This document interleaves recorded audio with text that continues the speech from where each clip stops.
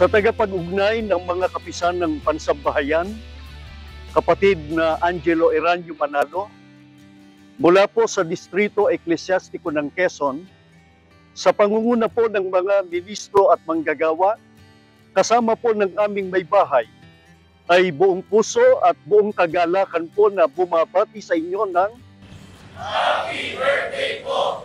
We love you po! Happy birthday po! We love you po! Happy birthday po! We love you po!